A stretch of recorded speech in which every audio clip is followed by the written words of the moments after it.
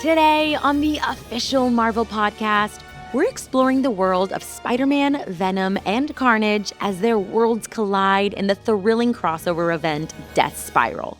Hosted by Marvel Comics Vice President and Executive Editor Nick Lowe, we'll bring you a roundtable discussion featuring the three lead writers behind Death Spiral, Ewing, Joe Kelly, and Charles Soule. Looking at Peter and Mary Jane and Eddie as this very dysfunctional family, along with the symbiotes. I mean, that really is this very fascinating chart when you start laying them all down and going, who cares about who hates who, etc. They're just messed up family. So family became the theme that we wanted to exploit with this serial killer. And face it, Tiger, you just hit the jackpot. We're covering the comic book history of everyone's favorite girl next door, Mary Jane Watson, in a full character breakdown. I'm Quinn Lamar. I'm Ray Lowe. And this is the official Marvel podcast. The Marvel Comics crossover event Death Spiral kicked off a little over a month ago by introducing us to a brand new, super-powered serial killer named Torment. Since then, Torment has come after Peter Parker and all those connected to him, placing Spidey, Venom, and Carnage on a violent collision course. This crossover also brings together the head writers of Amazing Spider-Man, All New Venom, and Eddie Brock Carnage. So we thought it'd be fun to invite them all onto the podcast, along with Marvel Comics Vice President and Executive Editor Nick Lowe, to catch us up on Death Spiral and share what the future holds for our heroes. Take it away, Nick.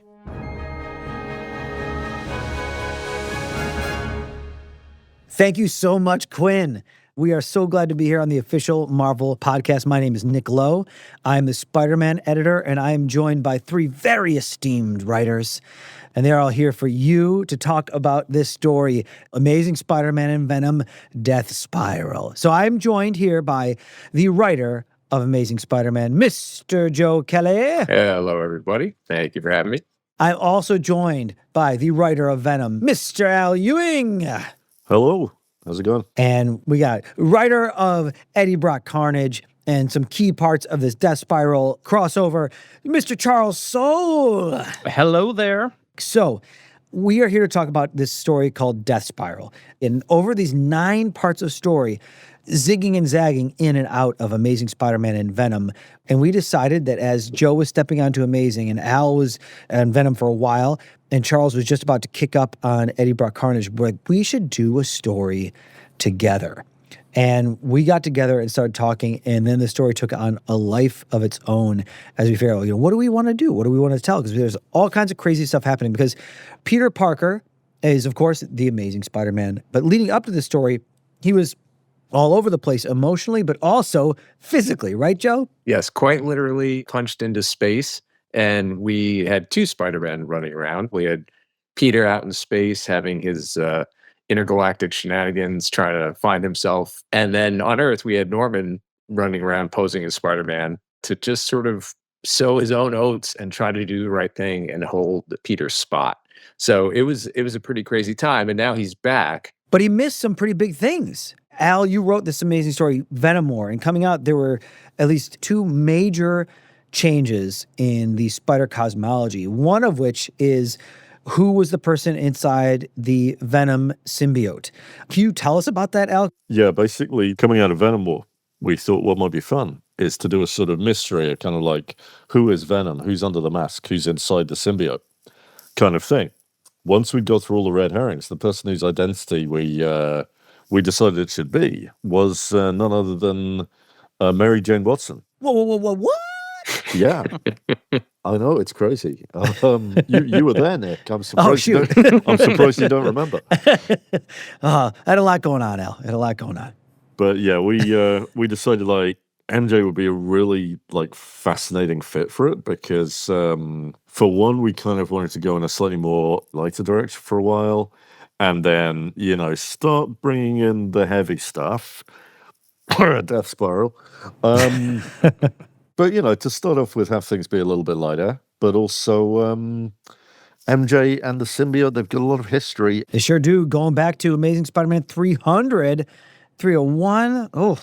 Yeah, most of that history has not been very good. So they really were the odd couple. I've been sort of billing them in solicits as like the world's strangest roommates. And that's kind of the vibe. Well, and I love what you've been doing on Venom too, playing with Mary Jane as Venom. They've been an incredible superhero, and they've been doing all kinds of stuff. And one of the things that we got to see during this time when Peter was in space and Norman was Spider-Man, Peter was also being impersonated by his clone, Ben Reilly, and Mary Jane went to tell Peter that she was Venom. She thought she was telling Peter, but she was really telling Ben. So that's something that Peter doesn't know at the start of our story, and that sends him for a loop. Yeah. And that's not the only thing he doesn't know, because he doesn't know that the Carnage symbiote, the most deadly killing force on Earth until now, is on Eddie Brock. Charles, can you tell us about that and how that works and what their whole status quo is? Absolutely. So the idea to give Carnage to Eddie was something that came out of Al's wonderful brain, I believe, at the end of the Venom War story that he did. And basically, Eddie Brock traditionally has been paired up with Venom, but Venom, as we just heard, is with MJ. So Eddie found himself without a symbiote, which is actually something that he, as we've learned, does not really do very well with. The sort of insight I had into his character when I was working on this run of Eddie Brock Carnage is that he's essentially addicted to having a symbiote, the way it makes him feel, the power, the strength, the way that his life is when he has one versus when he doesn't. So at the end of Venom War, he doesn't have Venom, but then Carnage, who has been very badly injured and is also looking for a host to survive, is like, why don't we pair up? And so it becomes a real deal with the devil situation, like almost literally, because as you said, Carnage is a real bad dude. All he likes to do is kill people. Eddie is mostly indifferent to killing people, and so he's not super thrilled about the idea of pairing up with this sort of red devil symbiote, but he also knows that Carnage almost has to do it to live, and Eddie, in order to live, needs a symbiote. So they enter into this sort of mutual agreement that they will kill people, but it's only going to be the worst of the worst that they can find, essentially serial killers. Toward the end of that series, Carnage finds out that Peter Parker is Spider-Man. So that is one of those ticking time bomb situations that we don't know how it's going to go when Eddie Brock Carnage wraps up, but Death Spiral is the place where we get to really lay that down. And Carnage just doesn't sit on this knowledge. In fact, it's Carnage's action that kicked this whole story into gear. Charles, what does he do with this information? So Carnage is a devious young man, and he basically, like when Eddie's asleep, he can act sort of independently and do things. And so he basically steals Eddie's cell phone and goes on a chat board called Void Chat, where he is having fun, amusing himself, talking to other serial killers. And he's like, well, what can I do? What would be the most disruptive, terrible thing I can do with these things I know about the Spider family associated people? And so he basically sets another serial killer on the path to come after our people. Joe, do you want to tell us a little bit about this new character? His name is Torment, and a little bit about how he works, because we're starting to learn this in the books. We see it a little bit at the end of Death Spiral #1. We see more of it in ASM 23, and we see how the dominoes keep falling. Yeah, it was even seeded before that because we knew this was coming for a really long time. So when we were sitting around talking about this stuff, I think we all agreed, and I don't remember who said it specifically. I feel like it was Charles, but talking about the addict idea and then just how it impacts on the family and looking at Peter and Mary Jane and Eddie as this very dysfunctional family along with the symbiotes. I mean, that really is this very fascinating chart when you start laying them all down and going, who cares about who hates who, et cetera. They're just messed up family. So family became the theme that we wanted to exploit with this serial killer. So Torment kind of picks a target and then starts on the farthest periphery of the family that he can find and starts eliminating people. So your distant, twice removed cousin, and then moving inward and closer. So we've had an amazing, Aunt May leave messages for Peter saying, oh yeah, there was some sad news, cousin so-and-so passed away, blah, blah, blah. It was already seeding this idea that Torment was on the move. So we know that he is getting closer. That first Death Spiral #1 has many, many, many deaths. Basically every page has a death. And you start to see how we're getting closer and closer and closer to our heroes. And we got to talk about his design real quickly, too. Ed McGuinness designed Torment, and it is one of the most terrifying new costumes that has ever come about.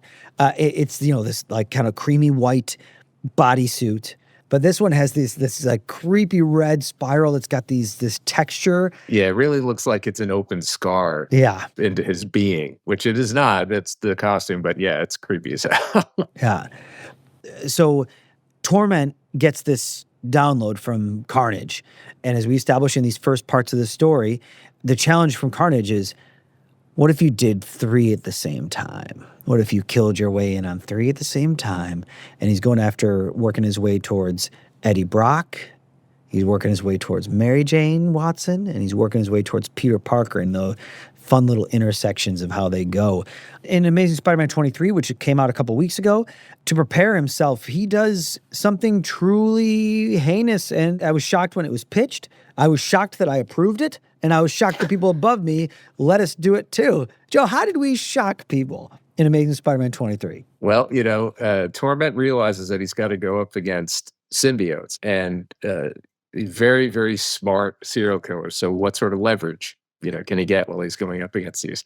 And as we know, they're vulnerable to fire and to sound specifically. So as it turns out, Torment is very dedicated to this method, to his madness. So he really is committed to the spiral. And he literally can see familial connections. They kind of like irritate him in a way that sort of forces him and drives him to kill. And he's lucky enough to find that there is a familial connection between one of our heroes, it turns out to be Mary Jane, and the Shocker. And so as a result, Torment takes out the Shocker. Poor Herman Schultz. Yeah. 1 year away from his 60th anniversary. Yeah. His retirement. He almost made it. Almost made it. Yeah. Last day on the job. So in the end of Amazing Spider-Man 23, spoiler alert, if you haven't read this, I'm sorry.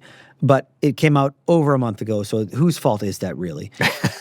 But Torment takes both of Shocker's shock gauntlets and does incredible damage. Al, we then go to Venom 255. Not only do we get to see Torment let loose for the first time with these gauntlets, but we also get a reveal to our heroes about Eddie Brock and Carnage. And so a lot happens in that Venom issue. Can you tell us a little bit about some of those points there, Al?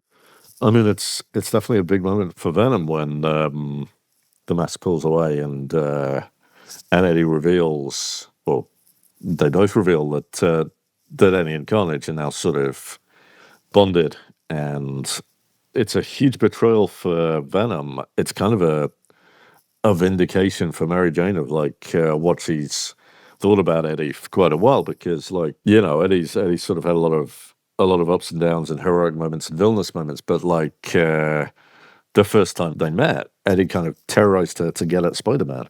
Yep. Mary Jane hasn't forgotten, nor should she. So it's kind of a moment where Eddie has proved to be, in her eyes, who she always thought he was, which is going to lead to some more drama down the line, I think. But also, Eddie's got places to be. Eddie can't hang around and apologize because Eddie's dead. Yeah, it's Torment face-to-face with Carl Brock, Eddie's father. And then, Charles, you kind of take over Amazing Spider-Man for the next issue, for most of that issue, and we see what happens with Torment and Carl Brock. Can you talk about that? Console us a little bit, maybe. Absolutely. Everything's going to be just fine.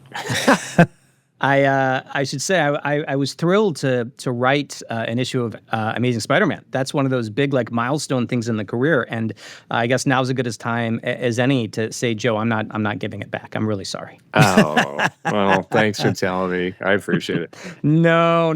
I got to do one, and it was a huge thrill, and so that was one of the big perks for me in this crossover, is getting to write ASM. But in this particular issue, the issue that I wrote, you find out that Eddie's father, Carl Brock, has been killed by Torment. And it's a brutal, sad kill. Now, Eddie notoriously had a terrible relationship with his father. His father was very abusive, was the opposite of a good dad, was a terrible, terrible father. And so Eddie's feelings are complicated because on the one hand, he never really cared too much for the guy when he was alive. But at the same time, now that he's dead, all these feelings are bubbling up. So Eddie and Carnage now have this extremely... there's a revenge motivation going on. It's become very, very personal for Eddie in a way that it kind of wasn't before to take out Torment. But the thing is, Carnage has been playing this long game the whole time, which is what Carnage is very good at and does all the while. And so there are still many, many shoes left to drop in terms of Carnage's involvement and what his plan was and how this is all going to go between these characters as the spirals get tighter and tighter. It's an unbelievable issue. It's so sad. It's so heart-wrenching. And it's the second big body that has fallen in our story. The body count is rising as Torment is making his way along the spirals. But that's not to say that Torment has an easy job, because in the next issue of Amazing Spider-Man 25, we have our first confrontation with Torment and our heroes.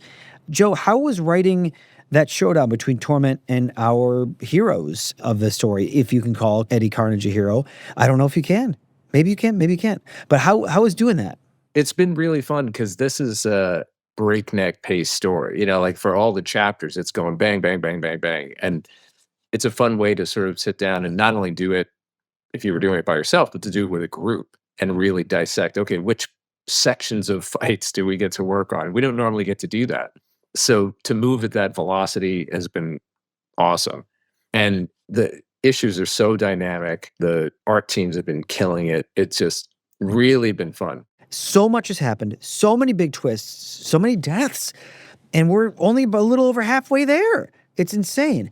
Charles, can you talk about who drew our one-shot, who you've been collaborating with on Eddie Brock Carnage a lot, and drew your issue of ASM as well? So I've been working with the incredible Jesus Saiz on a lot of my parts of the crossover. He's so good. I've been working with him for basically since the beginning of my comics career. He's exactly what you dream of in an artistic collaborator, because anything you write, he'll draw it. It looks incredible. And he'll also add his own insights into the events that are happening on the page, which is really the best thing, because he'll have ideas that I could never have in a million years. And so I think we work really well together. I was thrilled to get to work with him again on Eddie Brock Carnage. He loves the scary stuff, horror books and body horror and goopy claws and tendrils and things. and symbiote books, that's all they are. They're just goop and tendrils. So it's been great. And he's doing a heck of a job on this for sure. That's so awesome. And then, so getting back to Venom 256, we go back to Al, along with an incredible artist, Carlos Gomez. And this, can you talk a little bit about Carlos? And then if you could segue into teasing people, we shouldn't give stuff away because they could be listening to this the morning of Wednesday, April 1st. There's no fooling going on here. But we've got this issue coming out, and it's another doozy. I mean, if you've been reading Venom up until this point, then the Scott Carlos's work, it really kind of speaks for itself. He's good at the symbiote stuff, the soap opera stuff, and there's a sense of fun. Yeah. There's a sense of fun in that book. Absolutely. But I'm afraid the fun has to stop when we're at Death Spiral. Because the spiral's tightening. Where does the spiral starting to tighten down to? Who could be closer than Carl Brock, Eddie's dad? Well, maybe his kid. What? Maybe. And not one of the symbiote ones either. Dylan Brock, his son. That is how we end the previous Spider-Man issue, which you should know. You should have picked that up by now. Torment is right at the door of Mary Jane's apartment, staring Dylan in the face. It's going to be a pretty explosive issue. You better pick it up. If you're listening to this on your commute to work or school, make sure you schedule a trip to your local comic book store to go pick up Venom 256 and any other Death Spiral issues you did. Because, again, this is, we've still got, after Venom 256, the story does not end there. It goes back to Amazing Spider-Man 26, and I don't even think we want to tease anything about it, but an enormously huge moment in Spider-Man history is going to happen there. So an enormous Venom and Spider-Man moment happens in 256, an enormous Spider-Man moment in Amazing Spider-Man 26, and then we go back to Venom 257 with an action-packed insanity issue. Who's fighting? We can't even say. We don't know who's alive. We don't know who's dead. And then it all culminates in our final chapter, sort of, in Amazing Spider-Man 27, where Joe and Ed are back, and we have an enormous climax. Again, I don't even want to hint at stuff here anymore, guys, because there's just, I don't want to give anything away and spoil our wonderful listeners and readers' experience of it. So, my wonderful writers, first, thank you for joining me today and talking about this. Is there anything I missed? Is there anything that you wanted to talk about that you didn't get a chance to talk about that fans must know about Death Spiral? I mean, mostly, I think when you work on a story about serial killers, you find out how demented your friends really are. And these are some dark, dark fellows. I had no idea. Like, I know my soul is pretty pitch black, but Charles is always so happy and friendly. You talk about music.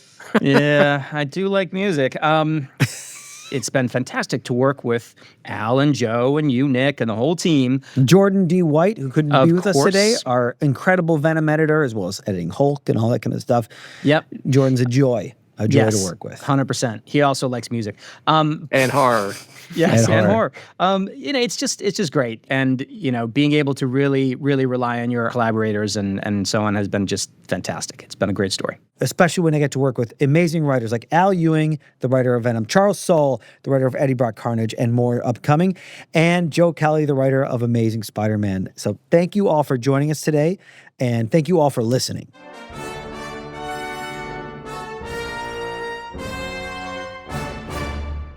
Okay, for today's deep dive, should we dig into one of Marvel Comics' most celebrated love stories?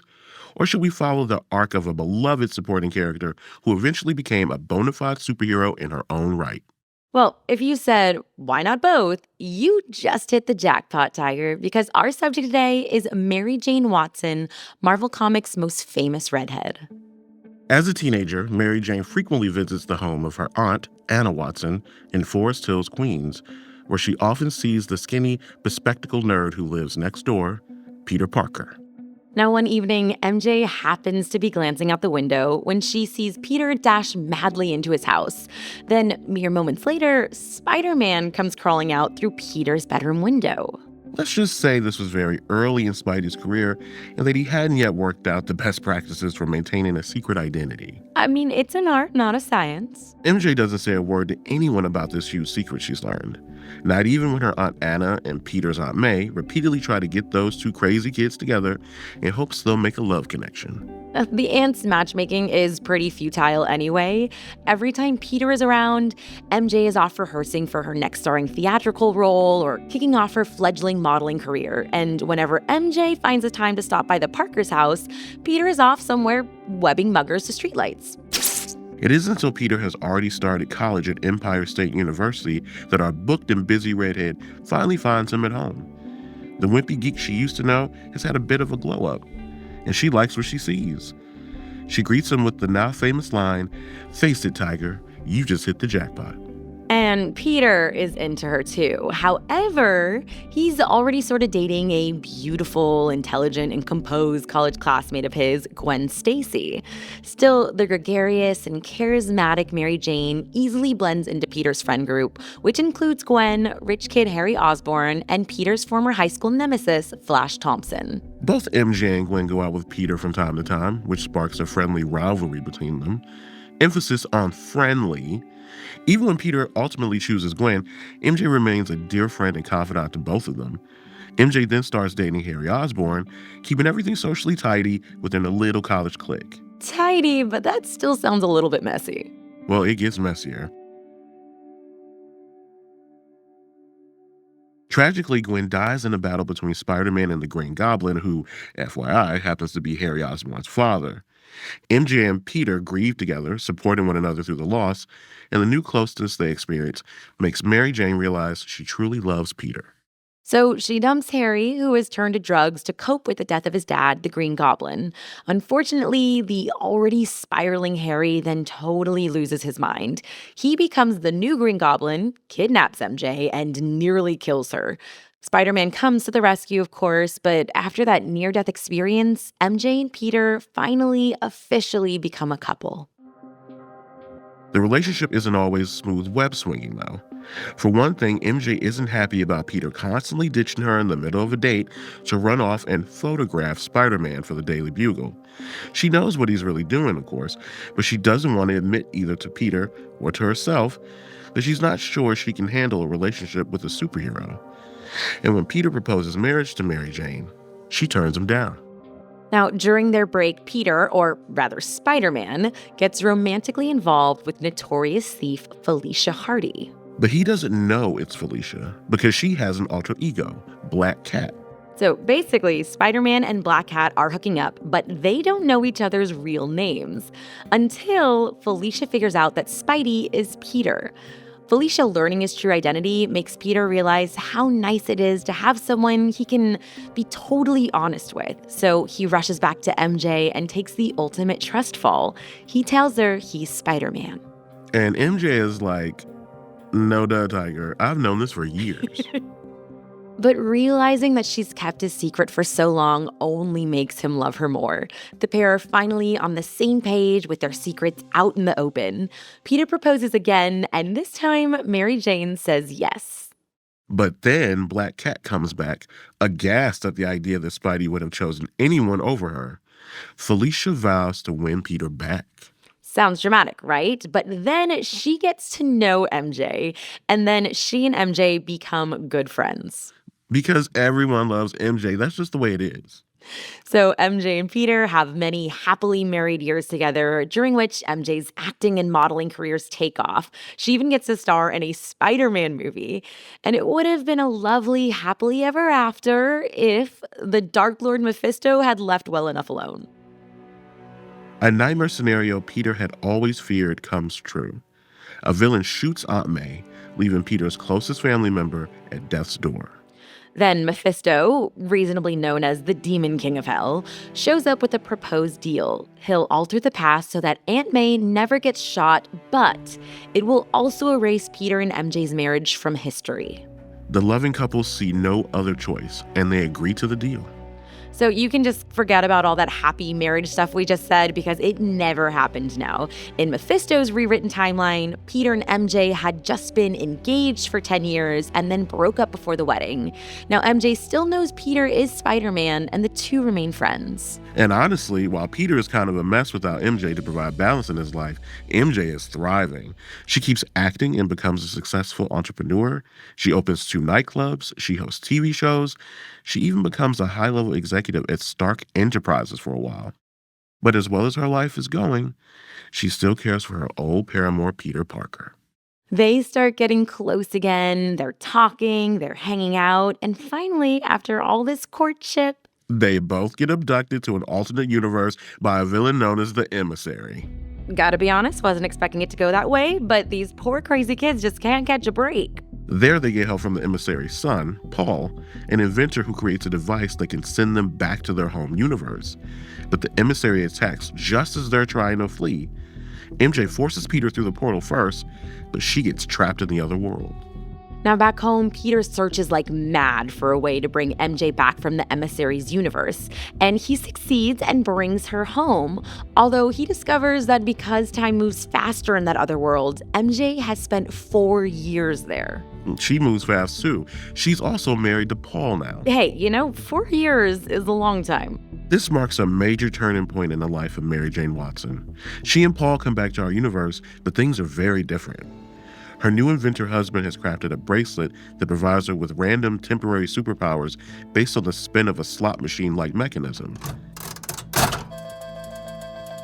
One spin might give her super strength, while the next turns her invisible or lets her blast lasers from her eyes. The possibilities are endless. Inspired by Spider-Man's selfless career, MJ becomes the masked hero Jackpot, fighting crime in wildly unpredictable ways.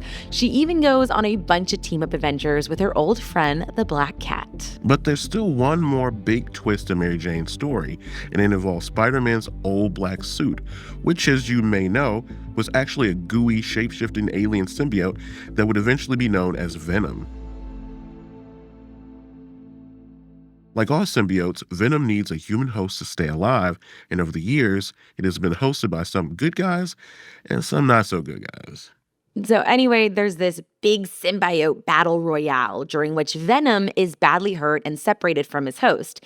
He's dying, just a dribble of black slime in the gutter, when he's discovered by MJ. Now, this occurs at a time when MJ's jackpot bracelet has been on the fritz, burdening her with unreliable or even dangerous powers. Mary Jane is unsure what the correct option is regarding the symbiote. Venom had personally threatened her in the past, after all. But while she's trying to decide what to do about the dying symbiote, the bracelet malfunctions, granting her a power that starts separating every molecule in her body. Venom quickly bonds with MJ, taking her on as his new host and keeping her body intact. In essence, this saves both their lives. So now, Mary Jane Watson is Venom. And so much more. She's a world-renowned Hollywood personality and the superhero jackpot. And she's Venom. But will she ever again be Peter Parker's better half? Well, that remains to be seen. Though she did dump Paul. That's a good start. They were never meant to be anyway. Mm-mm.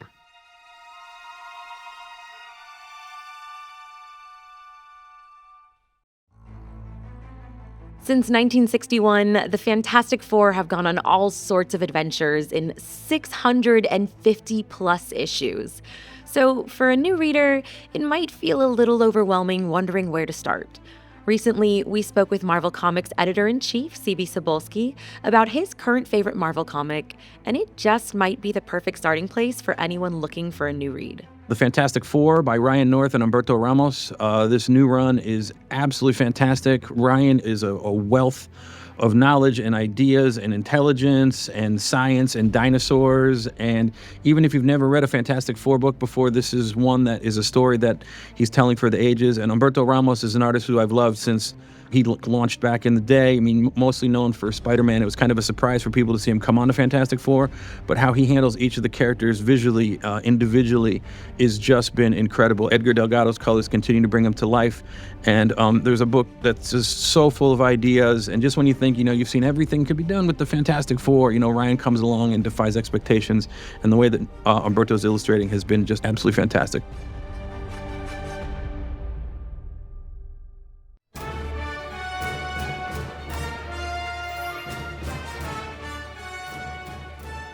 Next week on the official Marvel podcast, the cast of Marvel Television's Daredevil Born Again join us to share what Season 2 has to offer. Matt is so disillusioned and so beaten down after Season 1. He's lost the confidence in his own decision-making process, and so he's relying so heavily on Kara. It's really fun to see the hero that vulnerable. Until then, make sure you subscribe to the show so you never miss an episode. This episode of the official Marvel podcast was hosted by Quinn Lamar and me, Ray Lowe. Our producers are Jasmine Estrada and Anita Flores. Additional writing by Christopher Healy. Special thanks to Devin Kogan. Brad Barton is our senior manager of audio production and development, and our production manager is Emily Godfrey. Mixed by Megan Bagala. Our theme music is by Ida Otball. Executive produced by Larissa Rosen. Thanks for listening.